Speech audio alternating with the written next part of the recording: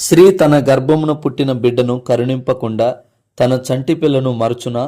వారైనా మరచుదురు గాని నేను నిన్ను మరువను. యెషయా గ్రంథం 49:15 నీ ద్వారా మేలు పొందుకున్నవారు, నీ సహాయం కోరి నీవు ద్వారా సహాయం పొందినవారు, నీ బంధువులు, నీ స్నేహితులు, నీ ఆప్తులు, నీ రక్త సంబంధికులు, నీ తోడబుట్టిన వారు, చివరికి నీ కన్న తల్లిదండ్రులు కూడా నిన్ను మర్చిపోయి, అందరూ దూరం అయిపోయి, అందరూ నిన్ను మర్చిపోయి ఈ మాటలు వింటున్నట్లయితే ఈ మాట నీ కొరకే. ప్రభు అంటున్నాడు, వారందరూ మర్చిపోతారేమో కానీ వారైనా మరచుదురేమో కానీ నేను నిన్ను మరువను అని ప్రభు నీ మీద ఉన్న ప్రేమను మరొక మారు ఆయన గుర్తు చేస్తున్నాడు.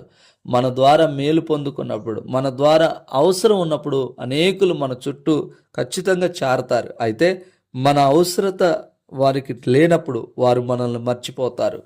యోసేపుని పానదాయకులు మర్చిపోయినట్లుగా వాక్యంలో రాయబడి ఉన్నది. ప్రాణాపాయ స్థితి నుంచి యోసేపు పానదాయకుల్ని కాపాడాడు, కానీ పానదాయకులు యోసేపుని మర్చిపోయాడు. అలాగనే మన ద్వారా అనేకులు మేలు పొందుకుంటారు, కానీ మన అవసరత లేనప్పుడు వారు ఆ మేలును మర్చిపోయి మనల్ని మర్చిపోతారు. ఈరోజు అదే ప్రభు చెప్తున్నారు. అందరూ మర్చిపోయారేమో, అందరూ విడిచిపెట్టిపోయారేమో. చివరికి వాక్యంలో రాయబడ్డది, కన్న తల్లి కూడా నిన్ను మర్చిపోవచ్చేమో, కన్న తండ్రి కూడా నిన్ను మర్చిపోవచ్చేమో, తోడబుట్టిన వారు నిన్ను మర్చిపోయి ఉన్నారేమో, కన్న బిడ్డలు నిన్ను మర్చిపోయి ఉన్నారేమో, అయిన వారు నిన్ను మర్చిపోయి ఉన్నారేమో, వారైనా మరచుదురేమో కానీ నేను నిన్ను మరువను అంటూ ప్రభు ఈరోజు నీతో మాట్లాడుతున్నాడు. ధైర్యం తెచ్చుకో.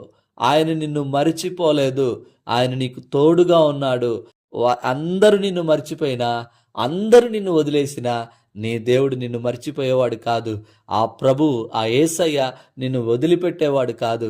ఆయన ఈరోజు నీతో అంటున్నాడు, వారైనా నిన్ను మరచుదురు కానీ బిడ్డ నేను నిన్ను మరువను అంటూ నిన్ను పలకరిస్తూ ఈ ఉదయమున నీతో ఆయన మాట్లాడుతున్నాడు. ధైర్యం తెచ్చుకో. దేవుడు నిన్ను మరువలేదు. నీ పక్షమున కార్యాలు జరిగించి నిన్ను బలపరిచే దేవుడు ఈరోజు మరొక మారు గుర్తు చేస్తున్నారు.